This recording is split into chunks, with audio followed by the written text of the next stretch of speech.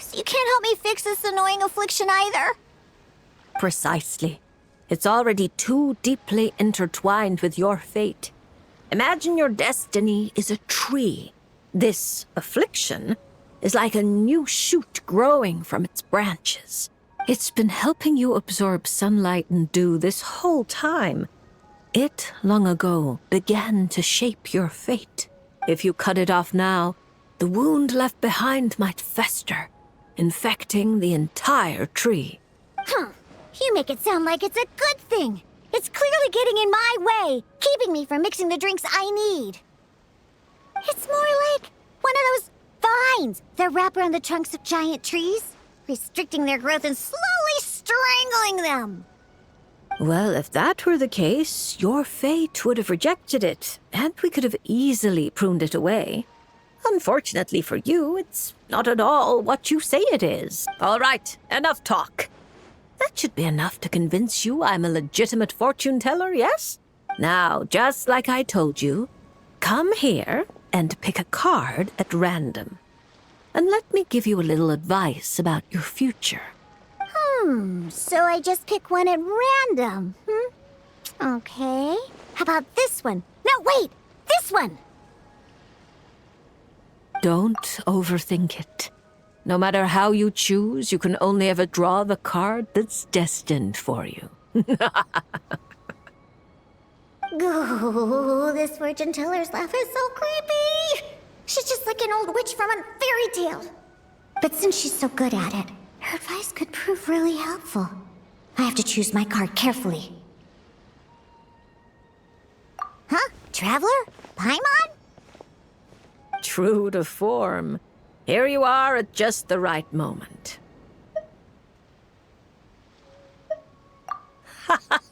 Well said. Compared to an intangible thing like fate, commissions have a far more intuitive effect on shaping our words and deeds. Now, seeing as you're here, perhaps you could have a word with this little one.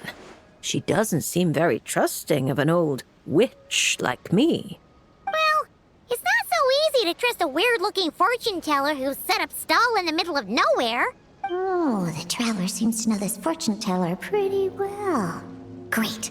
I can finally ask someone I trust. Traveler? Paimon? Come over here for a sec. I need to talk to you in private.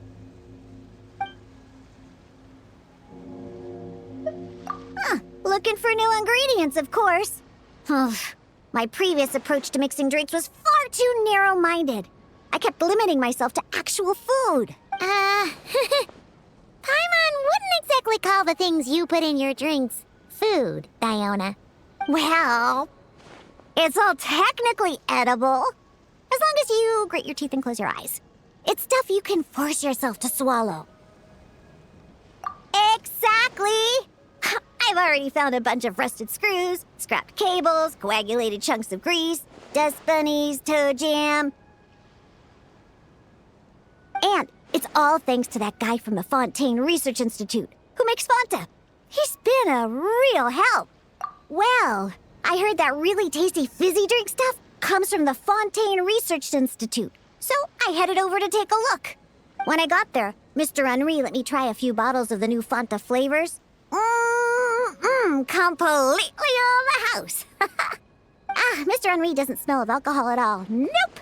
He just smells like Fanta. Sweet and tangy. When stiff, and you can tell he's a reliable sort of grown-up. And he was the one who suggested I come to this stall. He said my affliction is probably beyond the Research Institute's ability to analyze. But he heard that this weird fortune teller who showed up recently near the court of Fontaine, apparently, everyone who's been here says she's crazy accurate. Maybe if you get your fortune told, you'll learn something about what's causing your affliction. If you grasp the principles behind it, perhaps you could find a cure. Well, hard to argue with that logic. Guess he didn't end up becoming a researcher at the Fontaine Research Institute for nothing. So I came here to see the fortune teller. As soon as I walked over, she stopped me and said there was a strange disturbance surrounding me. Before I could ask, she blurted out all the answers to my questions, but... But the scientific logic of the Fontaine Research Institute doesn't directly apply to divination. Even if you understand the principles, it doesn't mean the solution will be easy to come by. Just like I told you. Mysticism isn't built of bearings and bolts, and I can't simply repair your fate for you. Oh, are you telling me nothing can be changed? Then what's the point of drawing a card? By drawing a card, you may just find a tiny missing gear to fit into the wheel of fate. It may seem insignificant, but when installed correctly, the tiniest gears can still drive massive mechanisms. You're not just humoring me, are you? Traveler, what do you think? All right, if you say so. Then I'll take one.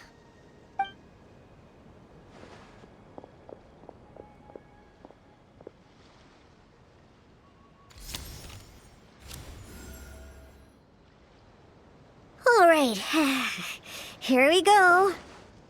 Looks like it's... Oh my, how strange. To think the disturbance surrounding you has grown with such vigor. It's no longer a shoot, but a sturdy branch. How curious. Huh? What are you saying? Does this mean the drinks I mix will taste even better from now on? If we judge solely by your affliction, that would indeed be the case. Furthermore, the card you drew is the reversed High Priestess, which means you've been too focused on the illusions before the veil, which is precisely why you've been unable to pass through it for so long. That doesn't sound like it has anything to do with mixing drinks. I thought this card would tell me what ingredients I need to use. The lunar arcana aren't known for creating recipes. At least, not yet. But mixing drinks isn't the only way to find the answers you're looking for. The answer is to teach those old booze hounds a lesson, so they never get drunk and cause trouble again. You're certainly driven, but while your body moves forward, your heart remains stuck. That's not true. I hate those weird old drunkards from the bottom of my heart, especially... I see. Then, have you talked to the one who fills your heart the most? What? How did you know I was thinking about one person in particular? I didn't even... Through divination, of course. Perhaps you should cast aside your impatience and confused emotions and tell him how you truly feel. You might find it more effective than trying to mix the most disgusting drinks in the world. What? There's no way he'll listen. Once he started drinking, he doesn't listen to anyone. Perhaps that was true before. But now, you found a tiny gear from the Wheel of Fate. Return to its rightful place. Certain things might undergo subtle changes. You mean that? But it is just a card. Of course not that. I'm talking about your heart. Something which has already begun to change. My heart hasn't changed at all. Now, I need to go look for ingredients.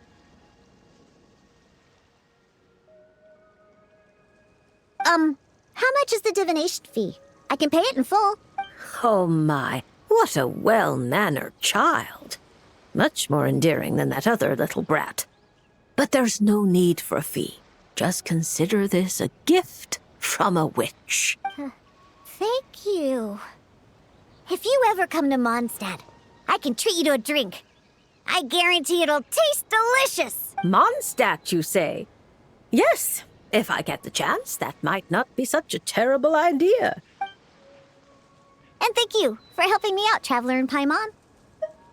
No matter the trouble, Paimon and the Traveler will swoop in and save the day. But swooping in is thirsty work. So once we're done, we wouldn't say no to some of your tasty drinks, Diona. It's a deal. Next time you're in Mondstadt, I'll treat you to the best drinks you ever tasted. The kind with absolutely zippo alcohol. By the way, if you have any more questions about your card, look for someone named Mona. You probably already know who I'm talking about. Mona? Yeah, I know her. She always orders the cheapest drinks. Is she a powerful fortune teller too? Ha! She's nowhere near my level.